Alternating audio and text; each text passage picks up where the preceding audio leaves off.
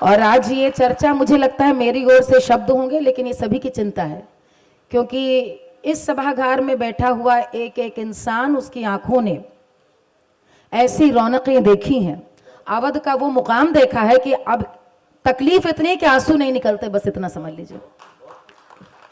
और कहें भी तो किससे? मैं आती हूं मूल बात पर। विरासत सजोने का काम किसका है, ये अपने से पूछिए। नहीं है सरकार का, हमारा है, आपका है, समाज का है। क्या हमने किया? वहीं पे चूक हुई है और वहीं पे गलती हुई है। और इस बात को जब तक हम नहीं स्वीकारेंगे, जब तक दूसरी तरफ देखते रहेंगे, इस सत्य को जिन जिन शहरों ने, मैं शहर की बात कर रही हूं, जिनके अदब से उस शहर की नुमाइंदगी होती है, उस अदब से, जैसे हम अवध की बात कर रहे हैं, क्या जब लखनऊ का जिक्र करते हैं तो हर जगह उर्दू, यहाँ की ज़बान, यहाँ का खान पान, पहनावा, बोली, हर चीज़। वहीं पर मैं ज़रूर यहाँ पे एक मिसाल देना चाहूँगी बनारस की। एक ऐसा शहर जो कभी उसने सरकार का चेहरा नहीं देखा, वो आज भी गंगा महोत्सव होता है तो उनके जी चाहता है तो जाते हैं, नहीं गंगा महोत्सव से भव्य साल में 20 आयोजन अपने आप कर डालते हैं वहां के लोग।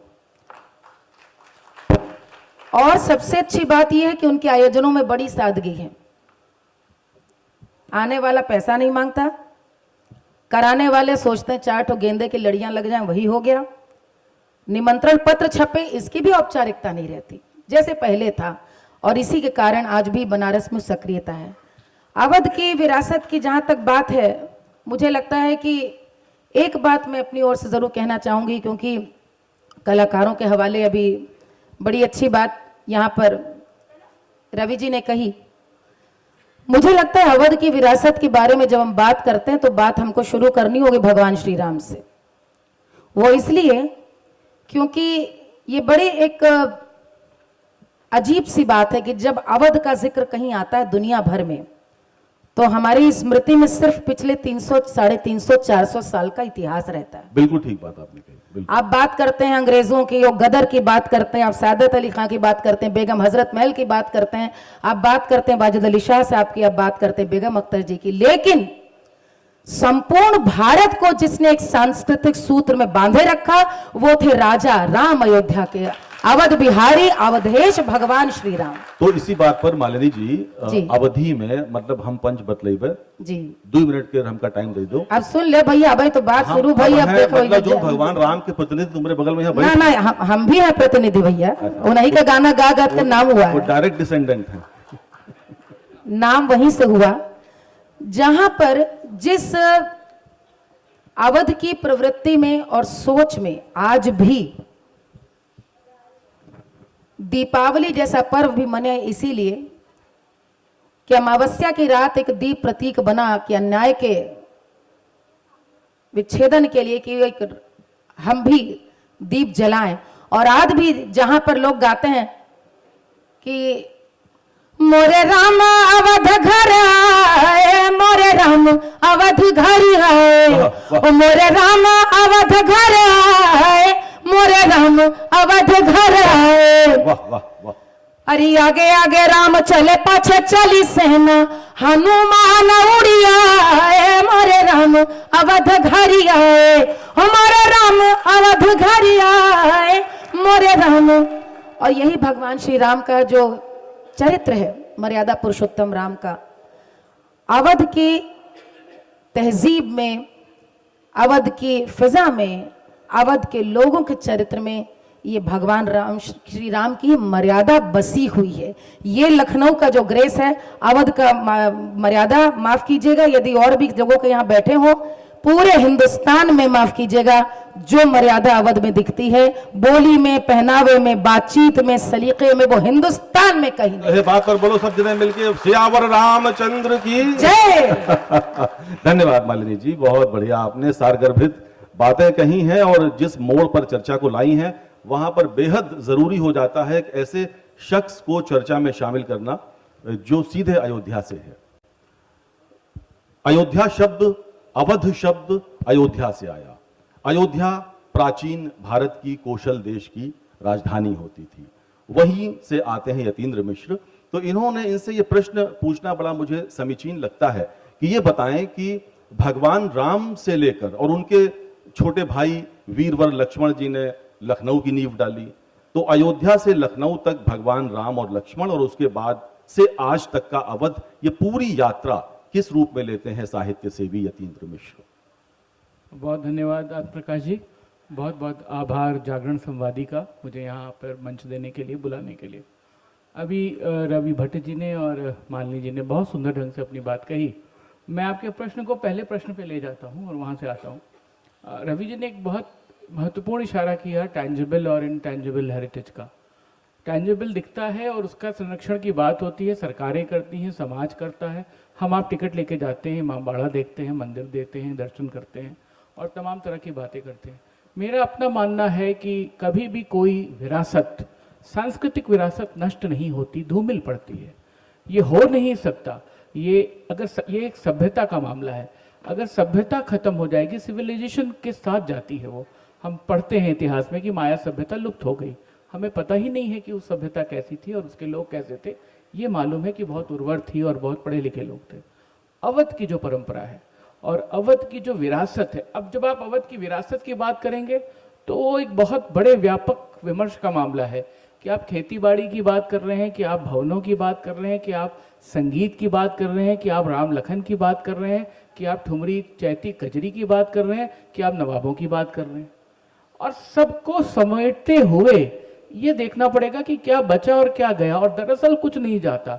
हमारे अपनी स्टडीज में, हमारे अपने रिसर्च में, हमारे सबाल्टर्न एस्पेक्ट में इतिहास बचा रहता है, सभ्यता का, हमारी संस्कृति का बोध बचा रहता है। मालिनी जी ने जो अभी गाकर साकार किया वो दीपावली साकार की, राम का अयोध्या आगमन साकार किया। आप बताएं दीपावली लुप्त कहाँ है?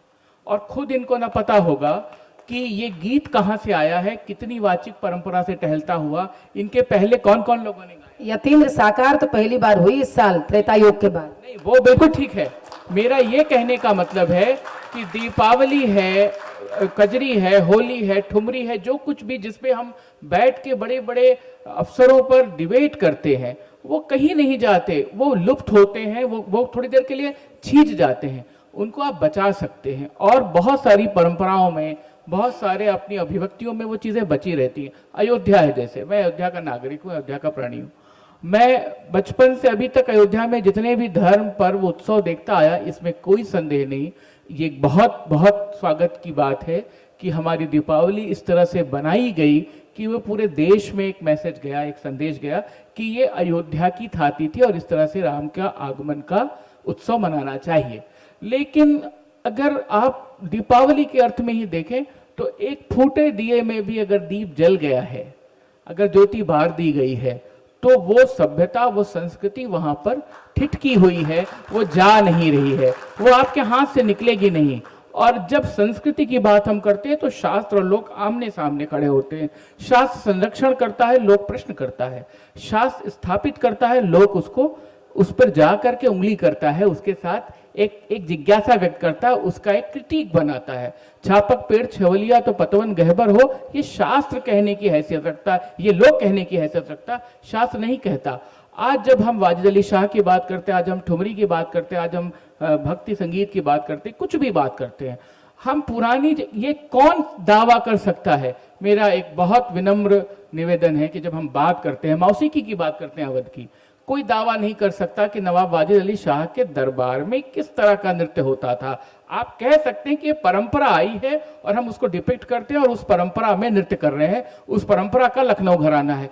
कितने लोग जीवित हैं जिन्होंने वहां से एग्जैक्ट कॉपी और टेक्स्ट बुक से निकाल करके वो परन और वो बंदिशें बताई कि नहीं साहब, वाजिद अली शाह के उसमें हुस्ना परी ऐसे नाचती थी और अब फलाने ऐसे नाच रहे हैं। तो मेरा ये प्रश्न है, आप परंपरा से जुड़ते हैं और परंपरा को एक वो करते हैं, एक अपने ढंग से क्रिएट करते हैं और उसके साथ कनेक्ट बनाते हैं। वो कनेक्ट में ही आपकी विरासत बची रहती है। विरासत कितनी मॉडर्न हो सकती है और उसके पुराने से कितना जुड़ाव हो सकता है, इस पे बात की जा सकती है। विरासत लुप्त हो गई तो सभ्यता लुप्त हो जाएगी, तो सारी चीजें खत्म हो जाएंगी। फिर वैसे ही है कि सब उठा करके और ले चल के गोमती में बहा दो, ऐसा नहीं होता। की बात बहुत जबरदस्त मौजू बात कही आपने, कनेक्ट की बात कही आपने। मतलब मॉडर्निटी का जो ट्रेडिशन के साथ आधुनिकता का अर्वाचीन और प्राचीन काल के साथ जो कनेक्ट है वो बहुत जरूरी है और आपके मुताबिक वो बना हुआ है। अब सवाल को घुमाते हैं, देखिए दीपावली की बात हम लोगों ने काफी विस्तार से की। रवि भट्ट जी के पास मैं फिर आना चाहूंगा कि ये जो दो प्रकार के हमारे टैंजिबल और इनटैंजिबल दो प्रकार की विरासतों की बात की जाती है, खासकर रवि भट्ट जी करते हैं दो प्रकार के विरासतों की बात। तो अगर ये मान लिया जाए कि क्या केवल इमामबाड़ा, रूमी गेट, रेजिडेंसी यही हमारी विरासतें हैं, अगर सिर्फ यही अवध है तो क्या लुप्त हो रहा है, क्या कुछ लुप्त हो रहा है? अगर लुप्त हो रहा है तो क्या लुप्त हो रहा है और उसके लुप्त होने का परिणाम क्या होगा? मेरे इस एक प्रश्न में दो प्रश्न हैं जिसका मैं चाहूंगा उत्तर 3 से 5 मिनट के बीच रवि भट्ट जी दें, 3 मिनट से 4 मिनट के बीच, फिर मैं मालिनी जी के पास पुनः लौट कर आऊंगा। जब आप पहले मैं टेंजेबल और इनटेंजेबल के पहले एक चीज जो it's a very close issue to my heart, मैं एक शब्द पे आपका ध्यान केंद्रित करना चाहूँगा जिसके लिए अक्सर लोग वर्ड यूज करते हैं, कल्चर एंड कल्चरल हेरिटेज। तो कल्चर होता क्या है ये कभी आपने देखा है? हर आदमी बात करता है कल्चर कल्चर कल्चर की। मैंने भी काफ़ी कोशिश करी, काफ़ी जगह पर उसकी डेफिनेशन पढ़ने की कोशिश करी बड़े बड़े विद्वानों से, पर मैं कन्विंस नहीं हो पाया क्योंकि उसके आगे हमेशा प्रश्न चिन्ह लगा रहता था। एक कल्चर की डेफिनेशन जहाँ तक मैं पहुँच पाया हूँ, अपनी तरफ से तोड़ मरोड़ के बनाने की कोशिश करी मैंने।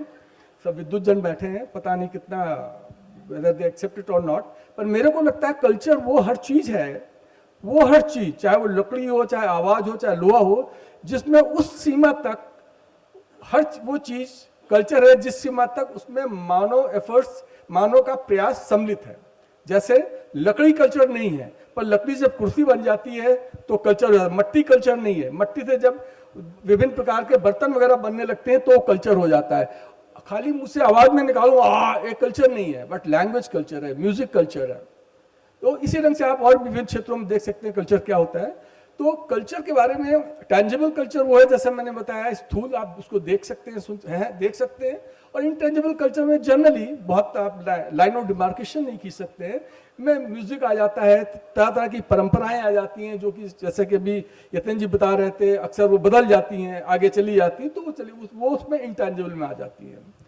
अब यहाँ पर हम इनका दूसरा प्रश्न लेंगे कि उससे हमें क्या फायदा हो रहा है, क्या नुकसान हो रहा है। देखिए, जैसे मैंने कहा, मैं इस बात का बहुत ही बड़ा मैं इस बात को इंडोर्स करता हूँ हमेशा कि पास्ट गोल्डन नहीं था जितना कि हम ग्लोरीफाई करने की कोशिश करते हैं। कहीं भी समाज मानव जात हमेशा ऊपर की तरफ चलती है, बढ़ती है। तो खाली पास्ट को जबरदस्ती ग्लोरीफाई करना because it was a past, वो मेरे ख्याल से बहुत जस्टिफाइड नहीं है। प्रेजेंट बहुत अच्छा है, यंग जनरेशन बहुत अच्छी है, they are much more open than what we were. मुझे आपकी तालियों से बहुत खुशी हुई कि लगा कि मेरी बात आप तक पहुंच रही है। तो ये जागरण ने एक बार मेरे से एक स्पेशल इशू लिखाया था, अपना लिखवाया था, शेखर त्रिपाठी हुआ करते, तो मैंने इसी पे ही लिखा था खाली इसके ऊपर।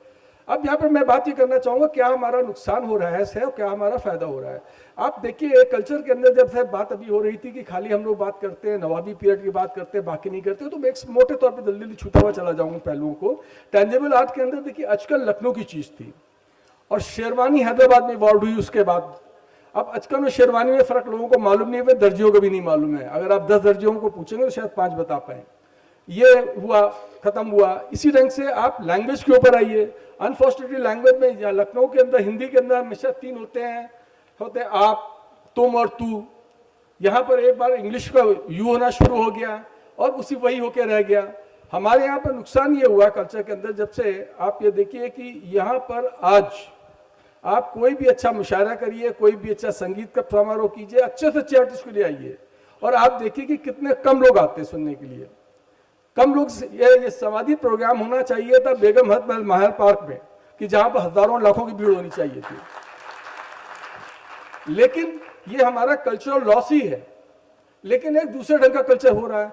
तो एक कल्चर पहले होता था सामाजिक कल्चर, मुशायरे में भीड़ इकट्ठी हुई, कवि सम्मेलन में हुई, संगीत सभाओं में इकट्ठी हुई, वो सामूहिक था। अब वो मनोरंजन हो गया, वो व्यक्तिगत तौर पे हो गया। मोबाइल देखा, यूट्यूब पे चले गए, पिक्चर भी अकेले बैठे घर में देख ली। तो ये एक जो मनुष्य का जो इनबिल्ट डीएनए है एक सामाजिक प्राणी का, उसके ऊपर कुठाराघात है, और इसकी वजह से मानो जो आम आदमी है उसकी मानसिकता पे फर्क पड़ रहा है, वो अस्वाभाविक मानसिकता की तरफ जा रहा है। ये बहुत अफसोस की बात है। ठीक बात है रवि जी, बहुत बहुत शुक्रिया आपका, आपने बात को काफी हद तक पटरी पर लाने की कोशिश की। वैसे यहाँ पर मैं थोड़ा सा आपसे नाइत्तेफाकी रखूंगा, क्योंकि जैसे सांस्कृतिक कार्यक्रम कई प्रकार के होते हैं, या यूं कहें कि उत्सव धर्मिता कई प्रकार की होती है। पशु मेले में भी उत्सव धर्मिता होती है और संवादी में भी उत्सव धर्मिता होती है। तो पशु मेले की उत्सव धर्मिता और संवादी की उत्सव धर्मिता एक जैसी नहीं हो सकती।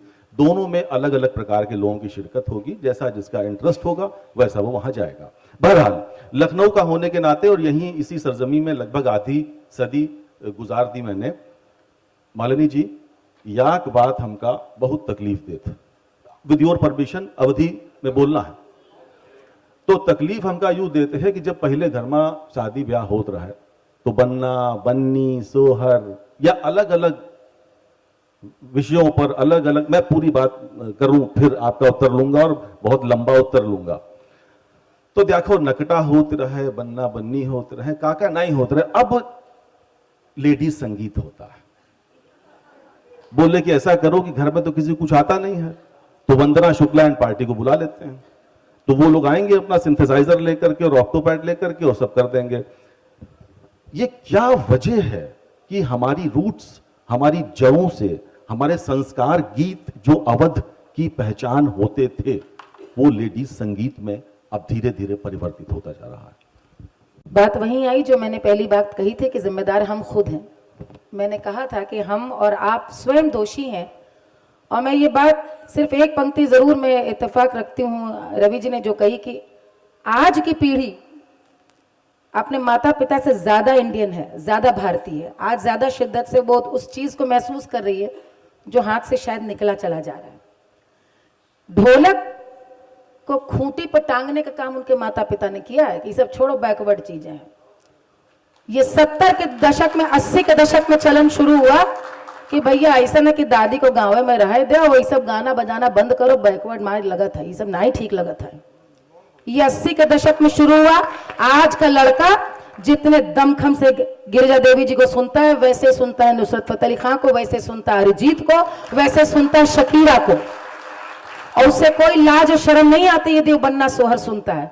और इन्हीं सब दोयम दर्जे, मैं तो आपको बताऊं, आपने बात पूछी तो मैं 2 मिनट समय लूंगी।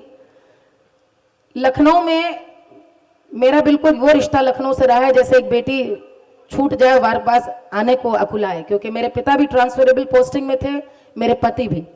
तो मैं रहने वाली लखनऊ की हूँ, मेरी शिक्षा दीक्षा शादी भी यही हुई, लेकिन पहले पिता के संग पूरब में चली, कभी पति जहाँ थे तो वहाँ गई, आ के जा के यहीं पर आती गई। मेरे उस्ताद राहत अली खान साहब यहाँ से थे, मैंने रेडियो 20 साल लखनऊ मेरा रहा, और यहाँ पर बैठे हैं पद्मा जी बैठी हैं, युगांतर जी बैठे हैं। क्या दौर देखा है हम लोगों ने गाने बजाने का। जब हम लोग को कॉन्सर्ट्स के लिए हम लोग पागल जैसे सुनने जाते थे भातखंडे में, हमने मेरे ख्याल में हिंदुस्तान में कोई ऐसा बचा नहीं था जिसको जब हम स्टूडेंट थे वो यहाँ आ न गया हो और सुना ना हो, और यही जनता सुनने के लिए आती थी। लेकिन 80 के दशक के अंतराल, 90 के दशक के शुरुआत जो उदारवाद शुरू हुआ है उसके बाद से हमने सबको खोना शुरू किया। आप बात करें संस्कार गीतों को, आपने कहा विरासत नहीं खोई, कहां गई गौनिहारी ने, कहां गई मिरासने। लखनऊ की अवध की शान थी मिरासने, एक भी मिरासन इस समय नहीं बची हैं। सुफिया आपा वो भी पिछले साल फौत हो गई, खत्म हो गई। हुसैनाबाद उनके घर में जाकर मैंने कितने सहरे और बन्ने उनके घर जाकर सीखे, हैदर बख्श साहब की बहन। कव्वाली आपके अपने थाती थी, कितने कव्वाल हैं आज, नूरुल हसन साहब, सादत अली खान साहब, हम लोगों ने सुना है। आज माफ कीजिएगा, एक ग्लोबल ऑडियंस के लिए कव्वाली रेफरेंस पॉइंट बन गई नुसरत साहब की, जो पंजाब का अंग है, लाहौर का अंग है। जबकि हमारे लिए ब्रजावधी जो हबीब पेंटर साहब गाते थे, जो जाफर बदायूनी साहब गाते थे, वो थी कव्वाली। जो खुसरो ने रची वो थी, जिसमें बंद है सारे। आज भी खुसरो से के वहीं से शुरू, वहीं से अंत। मैं तो कहती हूं कि जितने भी हमारे मुस्लिम पुरखे हुए उन्होंने उर्दू से ज्यादा अवधी को समृद्ध किया। गोस्वामी तुलसीदास जी की रामचरितमानस बाद में आई है, मुल्ला दाऊद जी ने सबसे पहले अवधी में रचना लिखी, और उसके बाद ये सिलसिला कायम रहा, कायम रहा, कायम रहा। और आज भी हम लोग, आप देखें यहाँ पर बेगम शहवासी साहब हैं, ये आप ये अपना देवा शरीफ में जाते हैं तो हम लोग, अरे लागी नजर भरपूर निजामुद्दीन, लागी नजर भरपूर निजामुद्दीन, कर गई कर गई कर गई चकनाचूर निजामुद्दीन, लागी नजर भरपूर निजामुद्दीन, अंधेरिया पाहिज कैसे पहुंचे, अरे तुम्हारी दहरिया है दूर निजामुद्दीन, तुम्हारी दहरिया है दूर निजामुद्दीन, लागी लागी लागी लागी लागी लागी लागी नजर भरपूर। बहुत खूब। ये अवध की विरासत खास रही है, जो बार बार हम गंगा जमनी कहते हैं, वो इसीलिए हम कहते हैं क्योंकि यहाँ पर यदि हम गाते हैं कि एक ही हमको बनना मिलता है, यदि कि खेले खेले कौशल्या की गोद, अरे राम सिया दुल्हा बने, तो फैजाबाद में मिलता है, अरे खेले खेले बीबी फातिमा की गोद, मेरे नबी दुल्हा बने। ये खासियत है कि हमारे यहाँ तीज त्योहार आज भी दाहा पड़ते हैं, आज भी, और माफ कीजिएगा मैं यदि कहूँ, लेकिन इसी वजह से सेक्युलर शब्द तो बड़ा बदनाम हो गया है, लेकिन शायद अवध वाकई उस संस्कृति को आज भी रिप्रेजेंट करती है, जहां की संस्कृति में राम है लेकिन जिसकी सोच में सेक्युलर। बहुत बढ़िया मालिनी जी, बहुत पते की बात। और एक मिनट और बताऊं, जो चीजें खत्म हुई विरासत में, गौनिहारी ने खत्म हुई। हमारे यहाँ गाना बजाना बड़ा बुरा माना जाता था, हमसे ज्यादा कौन जानेगा, हमने उस दंश को सहा है, और लोकगीत को गाना तो और बुरा। मैंने तो मतलब वो ऐसे अभिजात वर्ग तो ऐसे देखता था कि बिल्कुल ये क्या निकृष्ट काम पकड़ लिया, मतलब क्या, अप्पा जी की शागिर्द क्लासिकल गा करके वो भी लोकगीत।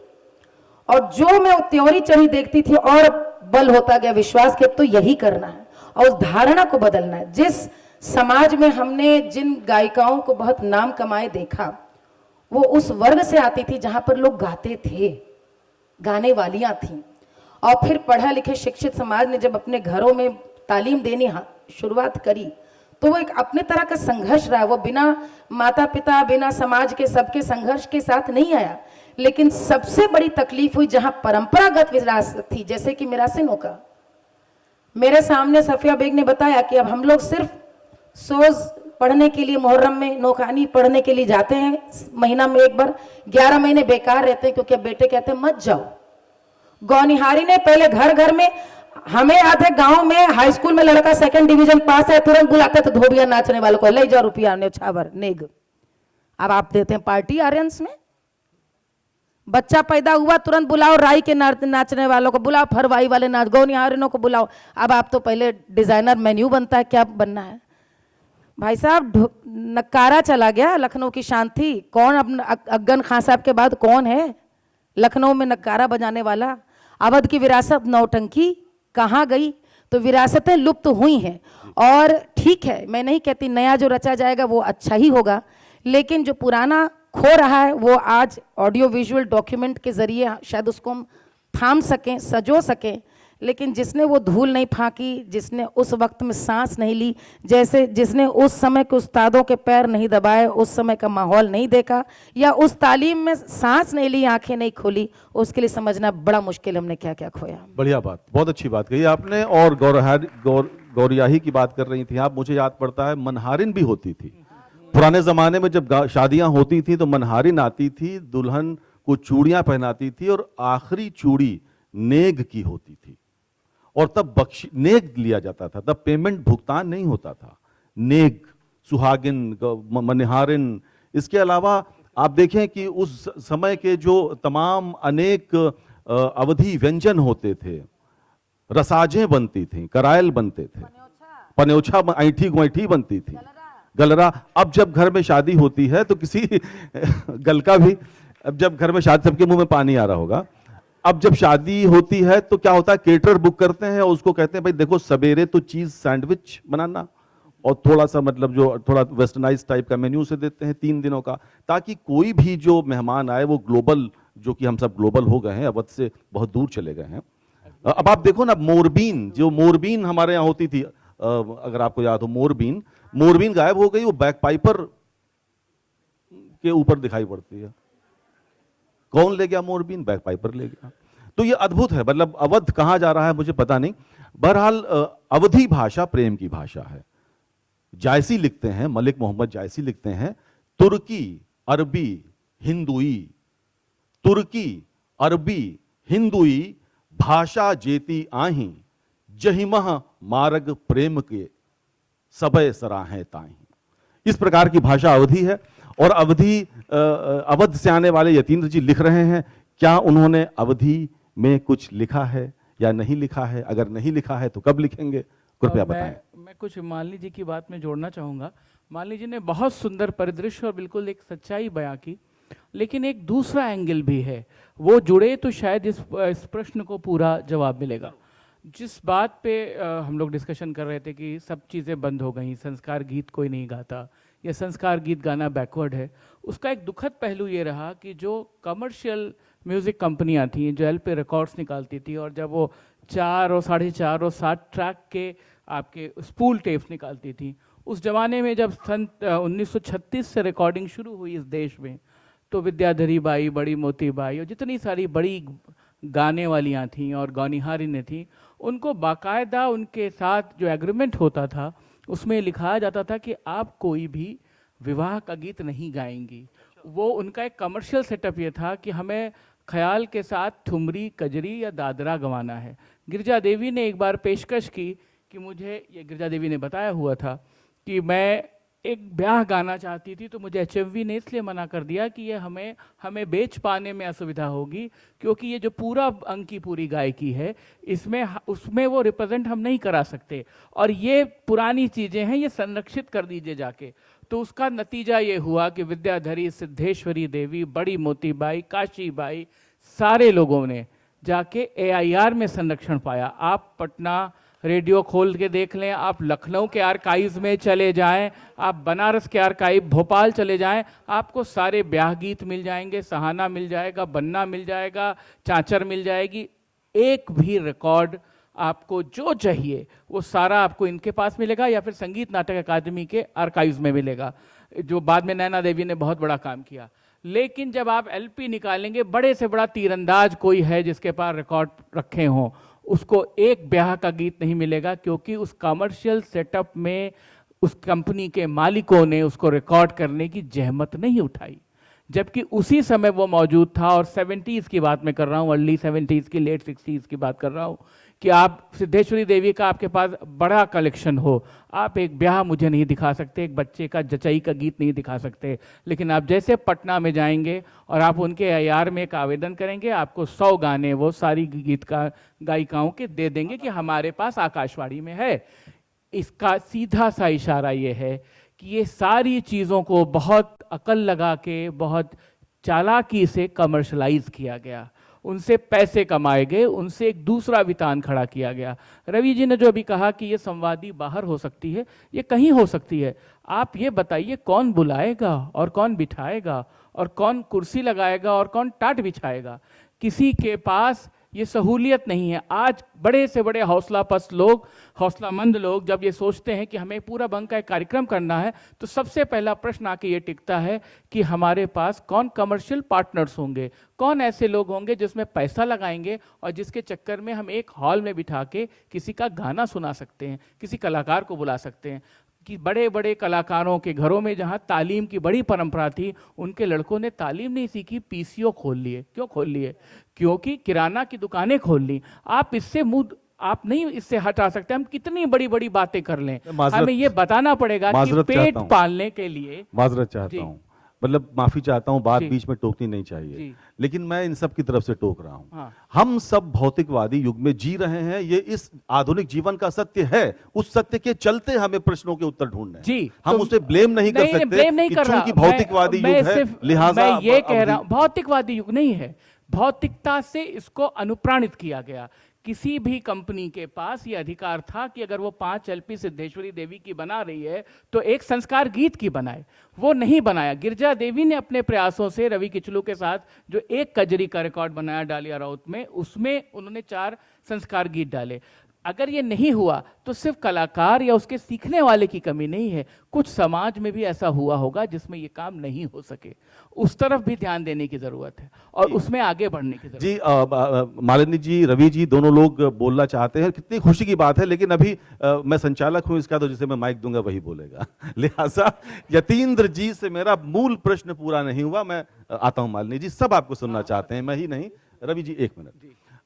जो मूल प्रश्न मेरा था कि भाषा, हाँ, भाषा की बात, भाषा निखरती है प्रयोग की खराद पर, ऐसा मुझे सिखाया गया है। प्रयोग की खराद पर निकलने वाली भाषा को जब अवधि बोलने लिखने वाले ही नहीं लिखेंगे, लता सुरगाथा का अगर अवधि अनुवाद किया जाए कितना सुंदर होगा, बताइए, किया जाए कि नहीं किया जाए? लेकिन ये हिंदी में लिखते हैं। लेकिन ये एक दुर्भाग्य है। मैं अवधि में इसलिए नहीं लिखा, या मैं अवधि में इसलिए नहीं लिखता कि ये मैं अपने समय के प्रश्न से मुठभेड़ करूंगा ना। आज हिंदी में पढ़ने वालों की संख्या बहुत नगण्य है। अवधि किताब कौन पढ़ेगा और कौन खरीदेगा और कौन सराहेगा, ये एक बहुत बड़ी समस्या है। और सिर्फ मुझसे ही नहीं, ये हिंदी की बोलियों के उन सारे रचनाकारों से सवाल करना चाहिए कि अगर कोई बैसवाड़े का है तो बैसवाड़ी में क्यों नहीं लिखता, वो शुद्ध हिंदी में क्यों लिखता है, या मागधी का है तो वो मागधी में, बहुत लोग लिखते हैं। मुझे लगता है कि मैं ज़्यादा से ज़्यादा व्यापक समाज में जानना चाहता था। दुर्भाग्य से व्यापक समाज की बोली या वाणी अवधि नहीं रही। तो व्यापक समाज की वजह से ही नीलकंठन ने वो जो राइज ऑफ शिवगामी अंग्रेजी में लिखी, उनसे पूछा मैंने कि आपने अंग्रेजी में क्यों लिखी, हिंदी में क्यों नहीं लिखी? बोले कि असलियत यह है, बातें हम कितनी भी हिंदी की कर लें, हमारे आपके घरों के बच्चे अंग्रेजी ही जानते हैं, अंग्रेजी ही सीखते हैं, अंग्रेजी ही पढ़ते हैं। वो टीवी भी नहीं देखते, वो ब्रेकिंग बैड्स देखते हैं, वो किंग ऑफ थ्रोन्स देखते हैं जो यूट्यूब पे आता है। तो हम किसी दूसरे समाज की ओर बहुत तेजी के साथ अग्रसर हो रहे हैं। आपकी जेबों में जो आधुनिक यंत्र रखे हैं, कृपया इनको साइलेंट मोड पर कर लें। जी मालिनी जी, आप कुछ कहना चाह रही थी? आपकी बात के बाद हम रवि जी आप पर आएंगे। हाँ, अब मैं खाली एक मिनट, मैं यतिन भाई से केवल एक बात कहना चाहूँगा कि जब मैं ये कह रहा था कि ये बेगम हस्पताल पार्क में भी हो सकता था, मैं केवल इतना कहना चाहता हूँ कि आज से 30 साल पहले जब पॉपुलेशन कम थी, उस समय भी जब मुशायरे होते थे, कवि सम्मेलन होते थे, संगीत सभाएं होती थी, तो इससे ज़्यादा बड़ी जगह पे होती थी, भीड़ इकट्ठी होती थी। और अब हमको इतने अच्छे प्रोग्राम को यहाँ करना पड़ रहा। कहना ही चाहता हूँ, जो टॉपिक है हम लोगों का कि हमारी अवध की बिसरती हुई, अवध की खोती हुई विरासत, तो ये विरासत हमने खोई है कि सामूहिक रूप से जो मनोरंजन के हमारे वो थे वो हो रहे हैं, मतलब उसको we are losing that. This is what I wanted to say. मैं ही बस ये कहना चाह रही थी, जब यतीन्द्र बता रहे थे कि एल्बम की बात, मैं तो ये कहना चाह रही हूँ हर घर में ब्याह मौजूद है। एल्बम क्यों जाना, हर घर में माओं के पास, सासों के पास, दादियों के पास संस्कार गीत हैं। और ये मैं आपकी बात को लेते हुए कह रही हूँ कि भौतिक, मैं यथार्थ की बात कर रही हूँ, वर्तमान की बात कर रही हूँ। आज की तारीख में जब 5 बहुएं नहीं हैं, जिनमें से 3 बेसुरी हैं, 2 सुरीली हैं, तो चलो सास जो है आज भी चाबुक लगा के चलो चलो बैठो ढोलक पे ना गाओ। आज एक ही बेटा है, एक ही बेटी है, बहू भी वर्किंग है, बेटी भी वर्किंग है। ऐसे दौर में क्या माएँ लड़कियों को सलीका भी नहीं सिखा सकते कि बेटा तुमने यदि डॉक्टरी सीखी है तो सिर्फ एक देवी गीत, एक सोहर, एक ब्याह, कितना लगता है? इस पे इतनी बड़ी बड़ी पोथियां पढ़ डाली, एक ब्याह का शगुन तो गा लो बेटा, एक देवी का गाना तो कम से कम पता रहे। इसमें कौन सी, लेकिन हमारे यहाँ सबसे खराब बात क्या हुई ना कि हमें हीनता, हमें हीन भावना, ये जो आप अंग्रेजी की जय जयकार इसीलिए क्योंकि हमने हिंदी को ही तिरस्कृत किया, अवधि को तो कौन कहे। अरे माँ बाप, दादी, सास, बच्चे, आजकल तो दूल्हा दुल्हन नहीं साथ रह रहे, एक दूसरे, यही छूटी जा रही है, तो बोली भी छूटी जा रही है। हिंदी के प्रति जब तिरस्कार है तो बोली के प्रति कहाँ तिरस्कार? जो बोले वो बैकवर्ड है, जो बोलने लगे वो तो कि भैया उनका देख लो भैया, वो तो बड़ी चटक ऐसे बोलत है भैया, हमारे मन में आ रहा है बड़ा करारा बोलत है, उनका देख लो। देहाती हूँ, मतलब दे विल अंडर, तुम भी अंग्रेजी बोल देता हूँ। they don't know that you know this is our, you know, yes, I mean we have to be yo अब आजकल नए जनरेशन जो भी नई पीढ़ी आती है, hello Lucknow are you with ये आज अवध की संस्कृति में कलाकार लखनऊ आता है तो इस तरह प्रणाम करता है, आयु दे लखनऊ। ये सब लटके झटके हम लोग तो देख ही रहे सालों से। और अवध की क्या विरासत रही है, गाना बजाना यहाँ के। और ये जनता जो है ना बड़ी ठकुर सुहाती जनता है, अवध की जनता बड़ी ठकुर सुहाती है। गाओ तो ठीक है, इज्जत से पेश आओ, बड़ा चंद तुम अपने घर हम अपने घर, ये अवध है। यहाँ पर कटोरा लेके सरकार के पास नहीं जाएंगे। आपने जो बात एक कही कलाकारों वाली बात, वो मेरे सामने नज़ारा है, मैं नाम नहीं लूंगी। एक बार का बड़ा आपने याद दिला दी तो मुझे याद है, लखनऊ महोत्सव मैं देखने गई थी। मेरे सामने एक कलाकार आए मिलने, मैं सब परिचित हैं तो मैं जानती थी। वो आए, दीदी करके बहुत प्यार से मिले, और मिलने के बाद उन्होंने कहा कि बस वो डीएम साहब की चिट्ठी लिखानी है, महोत्सव में गाना है। मुझे बड़ा बुरा लगा, क्योंकि अगले दिन कार्यक्रम होना था। आमतौर पे कलाकारों का नाम छप जाता है, आ जाता है। तो मैंने कहा कि डीएम साहब से कहोगे मतलब क्या है, कलेक्टर साहब तो अभी हुआ नहीं था ये तुम्हारा।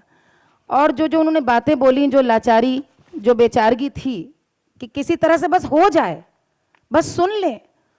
आज से 15 साल पुराना नज़ारा है, कहने की ज़रूरत नहीं कि उस 15 साल में हमने सिर्फ खोया ही खोया है ऐसी हरकतों की वजह से। आज मुझे लगता है ये लखनऊ वाले जितने यहाँ बैठे हैं, मैं इस बात के लिए पूरी तरह से जागरण तो है ही। साथ यहाँ पे यतीन्द्र हैं जो कि आपके अपने हैं, भाई बैठे हैं, रवि जी आपके अपने हैं। यहाँ के सारे लोग यदि अपना ईमेल, फ़ोन नंबर एक्सचेंज कर लें, हम लोग अपने दम पे, ज़्यादा नहीं, 100-150 रुपया ही महीना यदि हम लोग इकट्ठा कर लें तो हम लोग महीने में एक बार आपस में ही लोगों को सुन लिया तो करें। और मैं एक बात बता दूं, कलाकार वही बनता है जिसे उस शहर की जनता पहले सर माथे पर स्वीकारे, बाद में जाकर नाम करे तो करे, वो अलग बात है। अच्छा, यहीं पर हमने अपने लोगों को सुनना बंद कर दिया, ये सबसे बिल्कुल। खराब बात हुई है। यहीं पर नए एक बच्चे प्रश्न, कहां से आएंगे? यहीं पर एक प्रश्न मेरे मन में मालिनी जी के लिए आ रहा है। हम सब जानते हैं कि मालिनी जी ने अवधी का नाम, अवधी का परचम पूरे देश, क्या पूरी दुनिया में फैलाया है। आप सबकी ओर से प्रश्न जो मेरे मन में मालिनी जी के लिए है वो ये है कि आप मंच पर जो प्रस्तुत करती हैं, जो लोग प्रस्तुत करती हैं, उसमें नया कितना होता है और पुराना कितना होता है? मेरा तो काम ही है पुराना पेश करना। जितना पुराना पेश करती हूँ उतना ही नया हो जाता है। जितने पुराने गाने लेकर आती हूँ वही नए हैं। जितने पुराने गाने ढूंढ ढूंढ करके लाती हूँ, हर बार लगता है अरे बाप रे, ये गाना तो पहले, जैसे अभी गाना हमको मिला, सुग्गा पंखी उड़निया मोरी उड़ी उड़ी जाए, सुग्गा पंखी उड़निया मोरी उड़ी उड़ी जाए, नैहर में पहिरू त बाबा हर से, अरे ससुरा में पहिरू त देवरा चली चली जाए, सुग्गा पंखी ओढ़निया मोरी उड़ी उड़ी जाए। इतने पुराने गाने नकटे, यही नए हैं। नयापन जरूर मैंने लाई। जब मैंने उसको शुरुआत की थी तब क्रिटिसिज्म हुआ था, आज वही ट्रेंड बन गया है। मैंने नयापन ये लाई कि मैंने तय किया कि बैठ के नहीं गाया जा सकता था। मैं गई बलिया में 50,000 की भीड़, मैं गई पटना 1 लाख की भीड़। मैंने कहा इस ऑडियंस को तो होल्ड करने के लिए, आप किसके लिए कह रहे थे अभी, वो आप इतनी अच्छी बात आपने बोली कि ग्रेविटी के फोर्स के अगेंस्ट काम करता है कलाकार। तो मुझे लगा कि उस समय लोक में भदेश के नाम पर कैसेट कंपनीज ने ऐसा कचरा परोस रखा था कि उस समय मंच पे मैं अपने एक साफ सुथरे शिष्ट मर्यादित गीतों के सामने आना चाहती हूं। तो मुझे लगा कि मुझको अतीत का वही चरित्र दिखाना है लोक का, कि लोक नाचता भी है, श्रृंगार भी करता है, लेकिन मर्यादा में करता है।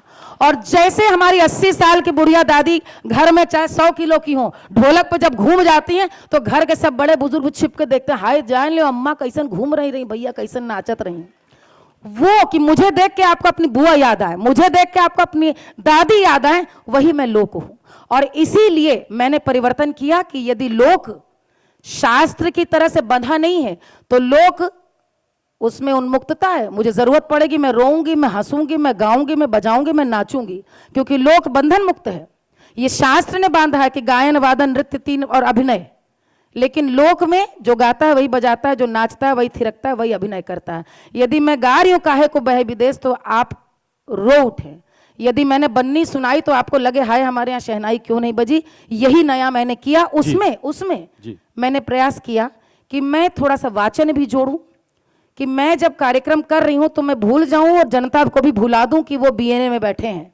मैं जिस देश काल परिस्थिति के गीत की यहाँ पे चित्रण करने जा रही हूं, मैं वहीं पर लेके जाऊं, उसके लिए ऊर्जा लगती है, वो मैं हर कैसे करती हूं वही कराता है। बहुत सुंदर। यही नयापन जोड़ा बहुत मैंने। सुंदर, बहुत शुक्रिया, बहुत अच्छा जवाब। रवि भट्ट जी की तरफ लौटते हैं और उनसे पूछते हैं कि जो साहित्य है, खासकर जो उर्दू लिटरेचर है, और उसमें क्या परिवर्तन आया है? क्योंकि लखनऊ में बहुत पहले, मतलब दिल्ली से यहाँ पर आके तमाम शायर बसे थे नवाबीन के वक्त में, उसके बाद भी तमाम कुछ शायर हुए, लेकिन इधर कुछ धुंधला सा होता मामला दिख रहा है। ऐसा नहीं है कि अच्छे शायर नहीं है, लेकिन वो बात नहीं आ पा रही है। तो मैं चाहूंगा कि आप इस पर कुछ टिप्पणी करें। मालिनी जी के संगीत में वक्तव्य के बाद कुछ शुष्क बोलना बहुत मुश्किल होता है। तो कोशिश कर रहा हूँ आपको उससे थोड़ा सा बाहर आए, क्योंकि मेरी बात शायद उतनी संगीत में नहीं होगी तो आपको उतना अपील नहीं करेगी।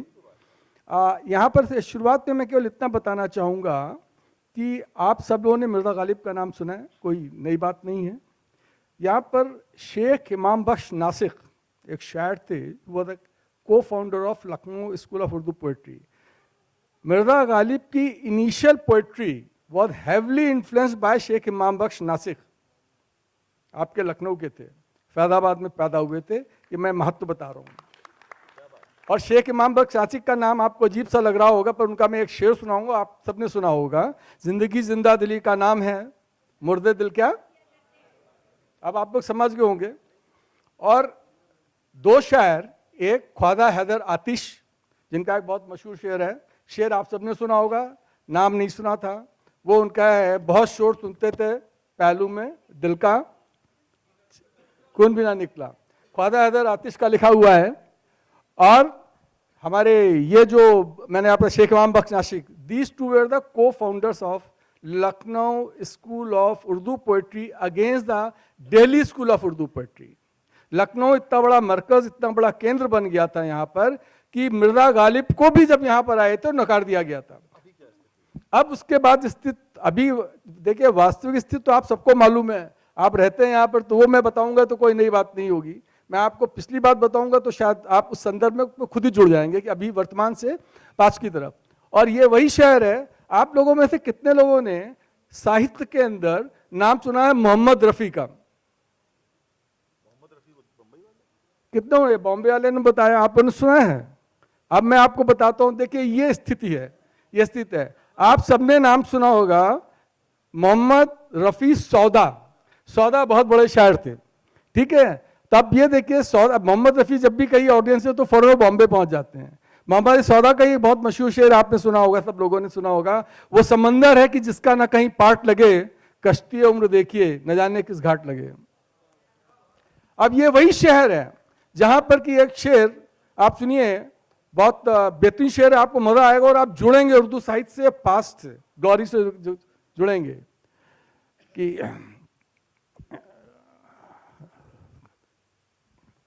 उसके ही फरोगे हुस्न से, उसके ही फरोगे हुस्न से झमके है चराग। चमके वर्ड यूज होता था दिल्ली में और लखनऊ उर्दू में कहा जाता था झमके। उसके ही फरोगे हुस्न से झमके है चराग, शमे हरम हो या दिया सोमनाथ का। ये शेर मीर तकी मीर का। मीर तकी मीर दिल्ली में रहते थे, एकदम दिल्ली उजड़ गई थी, उनको वहां के दरबार में बुलाया भी गया आने के लिए, उजड़े हुए थे, पोस्ट मुगल पीरियड था, खुद के खाने का ठिकाना नहीं था। बेग में दिल्ली के जो बादशाह थे उनकी बेग में बैठ जाती, कभी हड़ताल के ऊपर ही खाने पीने को दो, तो इन्होंने कहलाया मैं किसी भी भिखमंगों के कोर्ट में नहीं जाऊंगा। उसके बाद आसिफ उद्दौला के साले सालार जंग जो थे उनसे जब इन्विटेशन भेजा गया, पहले मना किया, बाद में मीर तकी मीर यहाँ आए और इतने स्वाभिमानी थे, जो मैं बताना चाहता हूं कि यहां पर उन्होंने जरूर नौकरी करी आसिफ उद्दौला क्या, लेकिन गवर्नर जनरल के बुलाने पे भी नहीं जाते थे। ये यहाँ के स्वाभिमानी लोग थे और इसी परंपरा को निभाया यह हमारे हिंदी के आपके निराला जी ने, सूर्यकांत त्रिपाठी निराला ने निभाया कि वो नहीं जाते थे। ये स्वाभिमान की बात थी। और उर्दू लिटरेचर के अंदर जो मैंने बताया आपको, ये दो को फाउंडर थे। और उसके बाद में एक शेर मैं पढ़ूंगा और मैं चाहूंगा आप लोगों में से बताएं किसका शेर है। यहाँ यतेन जी को मैं मना करता हूँ, ये बहुत ही जानकार आदमी, तो ये तो फटाक से बता ही देंगे, तो मैं चाहूंगा कि बताएं। और इतना ज्यादा वो शेर आपने हजारों बार सुना होगा, यहाँ कोई शख्स ऐसा नहीं बैठा होगा जिसने नहीं सुना होगा। लखनऊ हम पर फिदा, हम ये किसने लिखा है शेर? किसने लिखा है शेर? इसे कहते हैं हम अवध की विरासत को खो रहे हैं। सबसे ज्यादा अवध के मशहूर शेर को यहां पर इतने ऑडियंस में से कोई नहीं बता पा रहा किसका है। मैं फिर रिपीट कर रहा हूं, कितने लोग बैठे पर कोई नहीं बता पा रहा। यह ज्यादातर लोगों को गलतफहमी है कि वाहिद अली शाह ने लिखा है। इसे लिखा है नौबत राय लखनवी ने, जो कि 1866 में पैदा हुए थे। ये हमको नहीं खोना है। लखनऊ हम पर फिदा, हम फिदा लखनऊ, ये मैं जो विषय था इसका, जिसके लिए हम बैठे हैं कि खोती हुई विरासत, मैं उसकी ओर इंगित करने का प्रयास कर रहा हूं। तो ये जो आपको जो भी यहां पर उर्दू नहीं, ये हिंदी का भी बहुत था, बहुत बड़ा केंद्र था, उसके बाद में बना। और हमारे जो एक बड़ी मजेदार बात आपको बताना चाहूंगा कि यहाँ के जो को फाउंडर थे शेख इमाम बख्श नासिक, उनकी खासियत ही थी कि उन्होंने हिंदी और पर्शियन को मिला के लिखना शुरू किया था, इसीलिए वो इतने पॉपुलर हुए थे। लबे सड़क, इमामबाड़ा वर्ड खाली यहीं पर यूज होता है। ईरान के अंदर उसे कहा जाता है हुसैनी या बारगाह कहा जाता है। इमामबाड़ा, इमाम इज एन अरबिक वर्ड, बाड़ा हिंदी वर्ड है, जिसे कहते हैं बारगाह। देखिए इमाम बाड़ा, 12 दरी, 12 इज अ हिंदी वर्ड, 12 दर इज अ पर्शियन वर्ड। तो ये जो मिला के यहाँ पर शुरू हुआ लखनऊ के अंदर हिंदी उर्दू को मिलाना, ये यहाँ खसूसियत है जिसको कि अब हम खो रहे हैं। क्या बेहतरीन बात रवि जी ने बताई और आपकी तालियां बजी नहीं। अच्छा, अब हौले हौले हम लोग अपने लगभग अंतिम सिरे की ओर बढ़ रहे हैं और यतीन्द्र जी के लिए मेरे पास एक प्रश्न है और उस प्रश्न का उत्तर लेने के बाद हम ऑडियंस के पास आ जाएंगे। लगभग आधे घंटे का वक्त हमारे पास ऑडियंस के लिए भी है। आप सब का जो रुचि है, आप सबकी रुचि को देखते हुए इस सत्र का समय थोड़ा बढ़ा दिया गया है। मेरे कान में जो कुछ कहा जा रहा था वो यही था, लिहाजा आधे घंटे आपके लिए हैं।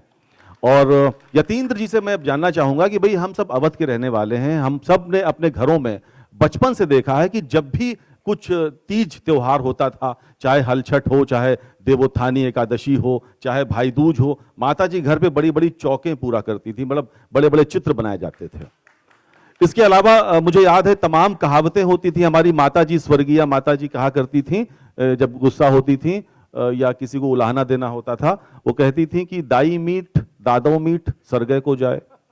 तो इस तरह की कहावतें, इस तरह के चित्र, वो कहां लुप्त होते जा रहे हैं, किस दिशा में जा रहे हैं? मैं चाहूंगा कि यतीन्द्र भाई इस पर कुछ प्रकाश डालें। रवि भाई, आप भी इस बात को ध्यान से ये सुनो। वही बात घूम घूम कर आ रही है कि पहले कैसा था और अब कैसा हो रहा है। मालिनी जी ने जो बताया कि 80s के समय में फैशन चला कि ढोलक को टांग दो क्योंकि ये कहीं से देहाती है, मुझे लगता है त्योहारों के साथ भी यही बनक रही। आज छोटे शहरों में त्योहार बचे हैं। आप छोटे शहरों में जाएं, फैज़ाबाद में मैं रहता हूं, अभी 4 दिन पहले देवोत्थानी एकादशी गई तो हमारे यहाँ तुलसी विवाह होता है, उसकी अल्पना बनती है, भंडार गृह तक सब जगह तक सीढ़ियाँ निकाली जाती हैं और ये होता है लक्ष्मी चल के जाएंगी। आज जिनके पास 2 कमरे का मकान है, फ्लैट में रह रहे हैं, सुबह से शाम तक नौकरी कर रहे हैं, वो ठीक से दिवाली का लक्ष्मी पूजन कर लें, उनको छुट्टी मिल जाए, वो देवोत्थानी का चौक कहाँ बना पाएंगे भाई? समझ में नहीं आता।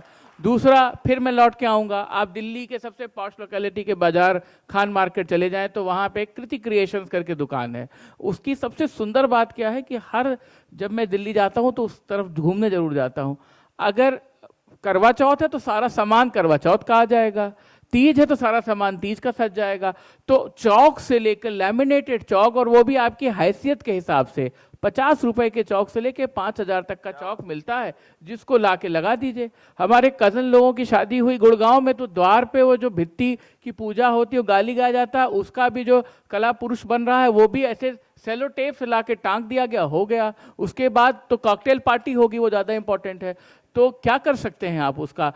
हम लोग दरअसल सैंडविच लोग हैं, आधे मॉडर्न हैं, आधे पुराने हैं। एक पैर उस पांव पे है कि हम उसको छोड़ना नहीं चाहते कि अरे कैसे छोड़ दे, हमारी जाति अस्मिता है, पहचान है, हम तो फलाने पट्टी के पंडित हैं। और अगला यह कि हमारा लड़का आईएएस हो गया है और वो दिल्ली में रहता है और हमें ठीक ठाक दहेज चाहिए और ठीक ठाक सोसाइटी मूव करना है। तो ना तो हम मॉडर्न हो पाए हैं, ना हम पुरातन हो पाए हैं। हमारा जो चाइनीज़ खाना है वो भी थोड़ा चाइनीज़ है, ज़्यादा पंजाबी है। आप उसको उठा के देख लीजिए, आप चिली पनीर खाइए, ऐसा चिली पनीर आपको पंजाब वहाँ चाइना में थोड़ी मिलने वाला है। तो चौक भी कैसे बचा रह जाएगा, कहावत भी कैसे बची रह जाएगी, वो बचनी नहीं है। इतना बस बचा रह जाए, दादी नानी की इज्जत बची रह जाए कि शादी हो रही तो उनका बुलाए के स्टेज पे फोटो खींच जाए, बहुत है। हाय हाय अगर हाय, इतना तालियां हो बज जाए रहा यतीम है, भाई के लिए। तो समझो बहुत है, नहीं तो नहीं होना है। गजब आईना प्रॉब्लम है, दिखाया। क्या करेंगे आप? गजब आईना दिखाया। अच्छा देखिए, ये जो इन्होंने बातें कही, सब सन्नाटा इसलिए था कि सारी बातें सच हैं और सच कड़वा होता है, लेकिन कड़वे सच से हमें घबराना नहीं है, क्योंकि हर रात के बाद सवेरा होता है।